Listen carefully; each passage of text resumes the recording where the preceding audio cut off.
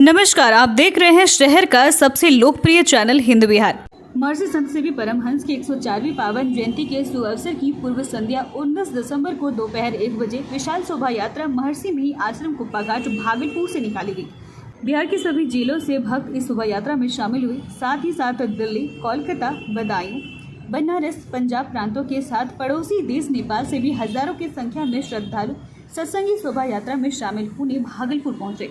शोभा यात्रा की अगुवाई स्वामी पंकज बाबा ने किया। शोभा यात्रा शाम के 6 बजे वापस महर्षि मिहि आश्रम कुप्पा घाट भागलपुर पहुंची। रास्ते में कई जगह पर भक्तों के बीच शरबत आदि का वितरण किया गया। 104वीं पावन जयंती शुभ संध्या पर आज शोभा यात्रा निकाला गया है और कुप्पा घाट से होते हुए तिलका मांझी कचहरी और भागलपुर बाजार होते हुए फिर वापस हम लोग जाएंगे। और कल महर्षि संत सेवी परमहंस महाराज की 104वीं पावन जयंती समारोह मनाया जाएगा और आज उसके पूर्व संध्या पर शोभा यात्रा निकाली गई है। भागलपुर के घंटाघर चौक से विकसित भारत को लेकर एनएसएस की द्वारा जागरूकता रैली निकाली गई।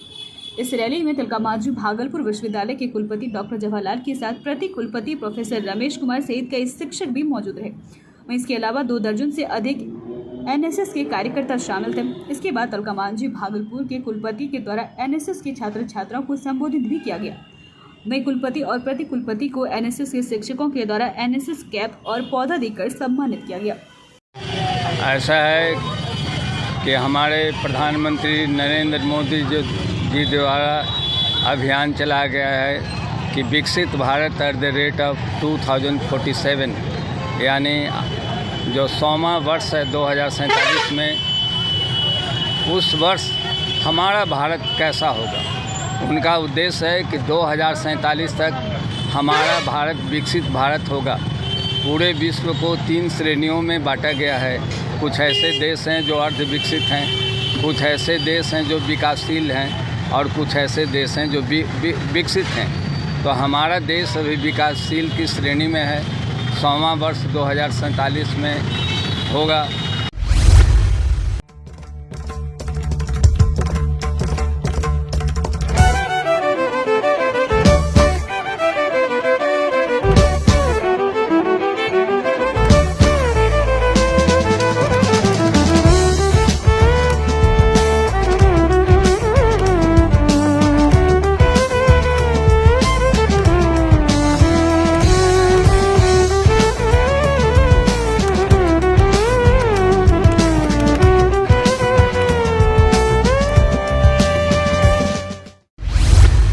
स्मार्ट सिटी परियोजना के तहत बन गए सैंडिस कंपाउंड में अगर आप अपने परिजनों या सहपाठियों के साथ पार्क का लुत्फ उठा रहे हैं तो आपको स्थानीय प्रशासन से सतर्क होने की आवश्यकता है।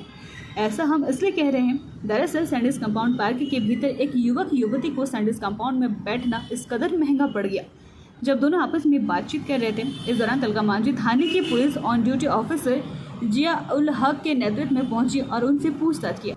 हालांकि पूछताछ के क्रम में युवक युवती ने सहयोग तो किया, लेकिन पुलिस अपने वर्दी का रौब दिखाते हुए दोनों को थाने ले जाने की बात कहने लगी, जिस पर युवती काफी भयभीत हो गई और वह वहां से भागने लगी। लेकिन पार्क के भीतर मौजूद एक महिला सिपाही ने उसे पकड़ लिया और पिटाई भी करने लगी। लड़की बार बार पूछती रही कि आखिर इसका कसूर क्या है, लेकिन महिला सिपाही कर्मी ने उसकी एक नहीं सुनी और युवती के गाल पर तमाचे पे तमाचे जड़ती रही। हालांकि बाद में जब लोगों की भीड़ इकट्ठा हुई तो पुलिसकर्मियों ने युवक युवतियों को पूछताछ कर स्वतः वापस जाने दिया, जबकि मीडिया कर्मियों द्वारा लड़का लड़की की पिटाई का कारण पूछे जाने पर दारोगा जिया उल हक ने बताया कि उन्हें मामला संदिग्ध लगा, जिस कारण उन्होंने लड़का लड़की से पूछताछ की। भागलपुर के लेलक स्टेशन पर ट्रेन की चपेट में आने से एक मजदूर की मौत हो गई। प्राप्त जानकारी के अनुसार मृतक अपनी दीदी के घर कहलगांव से वापस लेलक लौट रहा था। तभी ट्रेन में ज्यादा भीड़ होने के कारण वह गिर गए, जिससे ट्रेन की चपेट में आने से गंभीर रूप से घायल हो गया। मृतक की पहचान सबौर थाना क्षेत्र के ममलखा लेलक निवासी धर्मेंद्र कुमार 22 वर्ष के रूप में की गई है। मृतक धर्मेंद्र ने हाल ही में गांव की ही एक लड़की से प्रेम विवाह किया था। इधर घटना के बाद परिजन का रो रो कर बुरा हाल है। घटना के संबंध में मृतक के भाई संतोष ने बताया कि दीदी के यहाँ कपड़ा पहुँचाने के लिए कहलगांव गया था। तभी घर वापस लौटने के दौरान लेलक स्टेशन के समीप हादसा हो गया।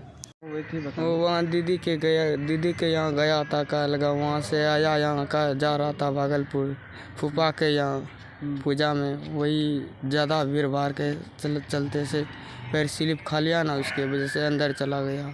कहाँ पे हुआ? लेलक में हुआ। आप देख रहे थे लोकप्रिय चैनल हिंद बिहार। ऐसे ही प्रमुख खबरों के लिए चैनल को यूट्यूब पर सब्सक्राइब करें एवं फेसबुक, इंस्टाग्राम, ट्विटर पर भी फॉलो करें। धन्यवाद।